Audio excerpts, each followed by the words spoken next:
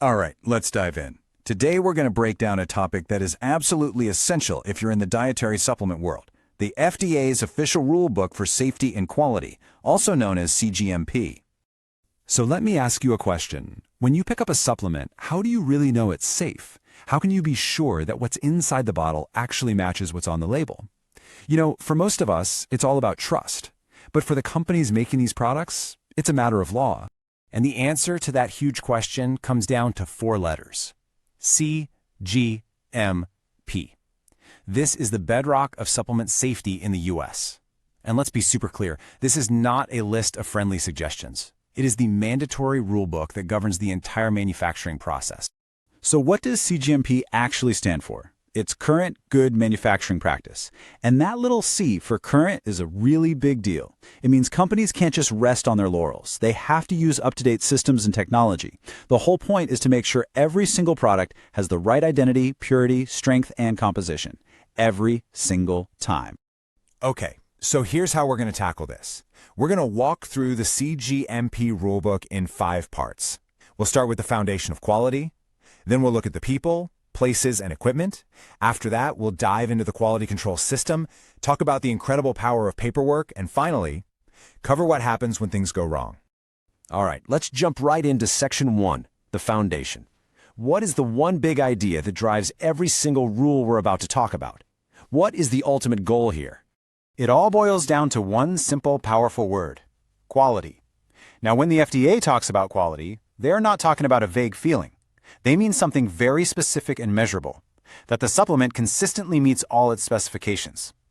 Quality isn't something you inspect for at the end, it's something you have to build in from the very beginning. So on to our second section.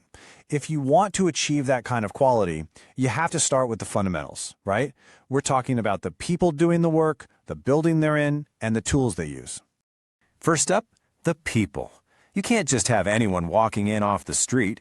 Everyone, from the supervisor to the person on the packaging line, has to be qualified for their job, whether that's through education, specific training, or just plain old experience. And just as critical are the strict hygiene rules, proper hand washing, the right clothing, reporting illness, anything to prevent contamination. Next, the place itself.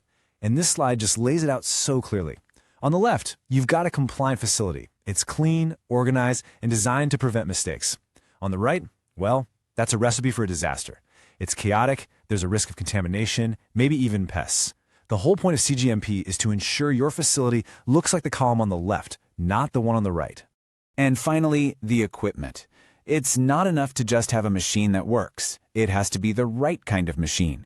It needs to be made of materials that won't contaminate the product, it has to be easy to clean, and it needs regular maintenance.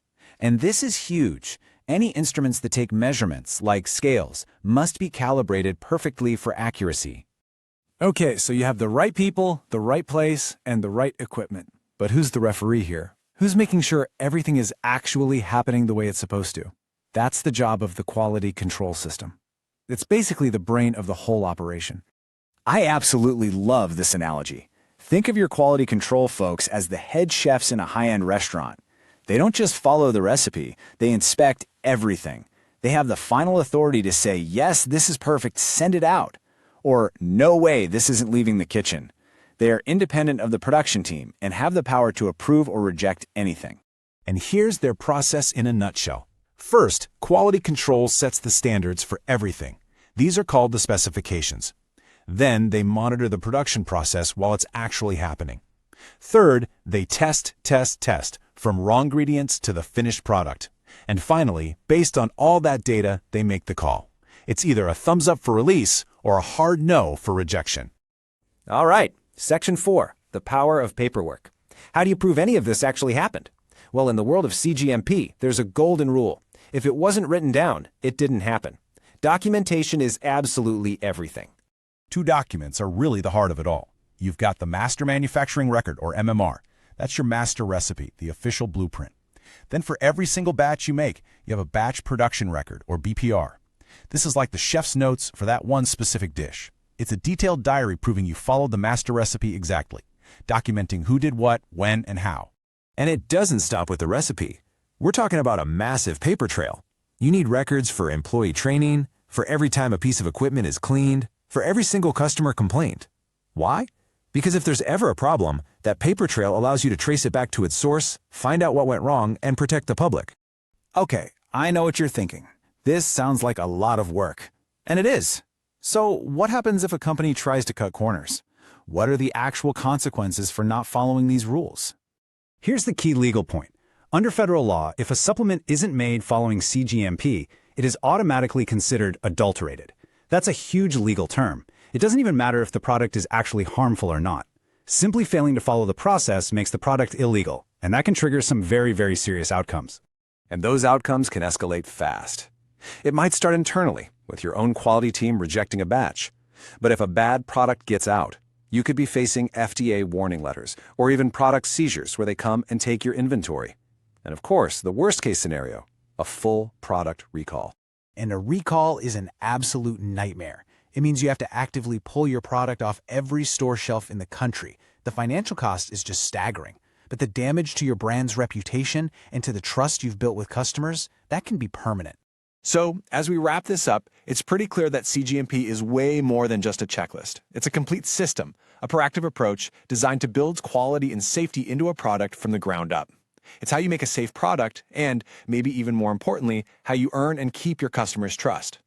And that's really the question that cGMP forces every company to answer. Not with marketing slogans, but with processes, with tests, and with hard copy records. Is your process building confidence in every single bottle? Because ultimately, compliance isn't just about following rules. It's about proving that you're building quality into everything you sell. If you found this helpful or want to stay updated when this regulation changes, subscribe and support the channel. And if you need the full technical details on this CFR, click the link in the description below. See you next time.